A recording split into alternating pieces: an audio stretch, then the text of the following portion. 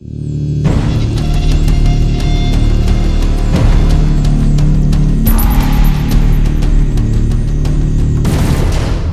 there, my name's Scott. Today I'm not going to be doing a review. Today I'm just going to have a very brief sort of discussion, as it were, and I'd like you to obviously give me your feedback on what I'm going to be saying.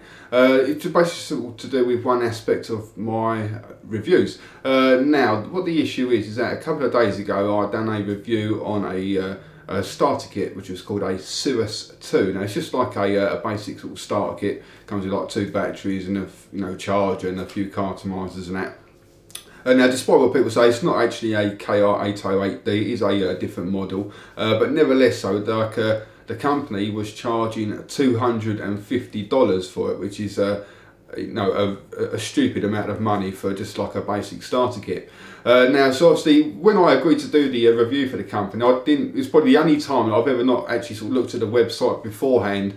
And it wasn't until I actually received it where I sort of checked it out for a bit more information, where I noticed their prices. So then I'm in the dilemma of, should I go ahead and actually review this product or not? Because, I didn't want to be responsible for anybody sort of paying out that sort of money for what is just like a very sort of average electronic cigarette starter kit.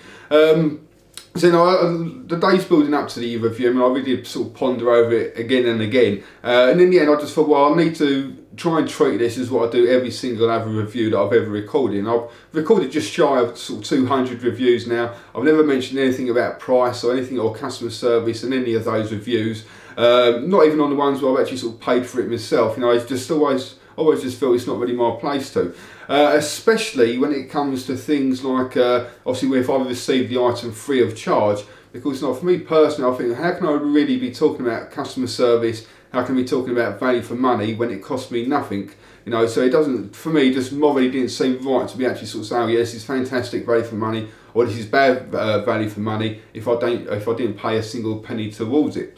So anyway, so in the end I said, well, I'm just going to have to treat it the same way as what I do on my reviews, and then, because I just felt that was the only fair thing to do. Now, I was praying and hoping that it'd be a really awful product, it would stop working, the batteries would explode, etc, etc, because I really genuinely did want to give it a bad review, because obviously I don't want to get people going to their site and spending that amount of money. However, in its defence, it was actually a fairly good little starter kit. The only problem with it, the only negative, is the actual price of it. So unfortunately, I gave it what I feel is my genuine and honest review, which is what I do with every single product that I have reviewed before. So obviously you got a fairly respectable review.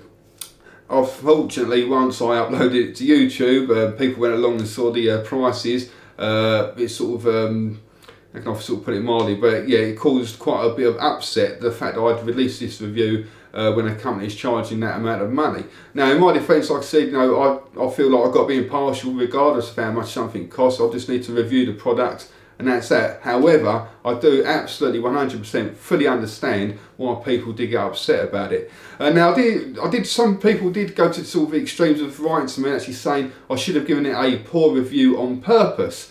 Now, for me personally, I think that would be just as bad as me giving a bad product a good review on purpose. Like either way, it's just basically sort of dishonesty, and that's not what I'm trying to sort of build my reputation on, and that's just not the way that I'm going to conduct myself. If something's works fine, then it's going to get a good review. If something works crap, then it's going to get a bad review. And but I do fully understand people's point of view. And like I said, I really was sort of praying and hoping that the product would be awful, but unfortunately, it was a fairly good product. Just like I said, just the price, that was a problem. So then people were saying that I should have mentioned the price, I should have done this, but again, in almost 200 reviews, I've never mentioned the price. So I just thought, why should I make this one different, even though I said I agree with everything that everybody has said. So then people were saying, oh, from now on, you need to do this and you need to do that, and sort of basically give me lots of input about what I should or shouldn't be doing with my reviews. And I'm always happy to listen to people's opinions, and if the general majority of people want it, then it is something that I'll try and sort of incorporate into my videos, because obviously the only way that I can improve my reviews for you guys who watch them is obviously by listening to the people who actually do watch them. So I'm more than happy to sort of trying to adjust my videos to obviously cater for all the people who would like to see a bit of a change in them.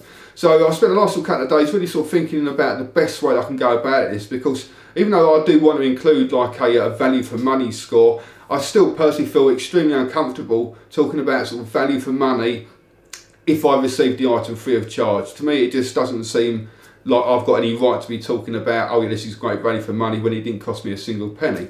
So I started sort of thinking, well, what's the best way that I can go about this? And I was come up with sort of various different ideas. I thought maybe I could add all the scores up, like for throat hit, battery life, vapor production, then divide that by a number, then times it by a number to sort of try and give me a score that I could come up with. So I don't like the idea of just doing a straightforward marks out of 10 for value for money. Like I said, again, especially if I got it free of charge. So again, really have been sort of thinking about this, giving it some really serious thought. And in the end, I thought one of the best ways I can do it is basically just by doing it as a very sort of simple equation. So if we just take a look at here, I've done it so x over y times 100 will give us our value for money score. So x is going to be what I personally feel is a fair or reasonable price to pay for the product. Y is going to be the actual retail price. So in the case of the Cirrus 2, for example, it'll be $60, which is what I feel is a fair price to pay, divided by $250, which is the actual retail price, times that by 100, then gives you a VFM, or value for money score, of 24%.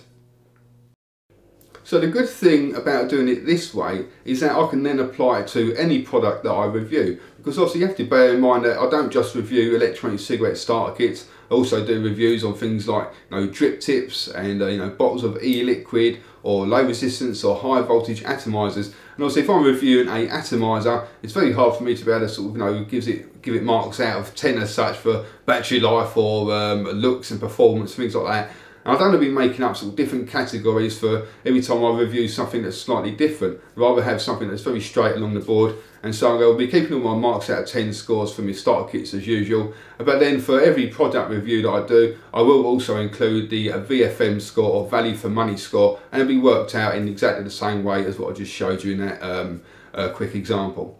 Okay, so I would like to know your thoughts on this and whether you think it's a good idea or not. I've still got some reviews I'm going to be recording today, so I may or may not add it, so I'd like to obviously wait to sort of see what people's response is. But please leave a comment in the YouTube comments box, or send me an email or a forum message, whatever you want to do. I would like to know people's input. Okay guys, thank you very much for watching, and I look forward to hearing your comments. Cheers, bye bye.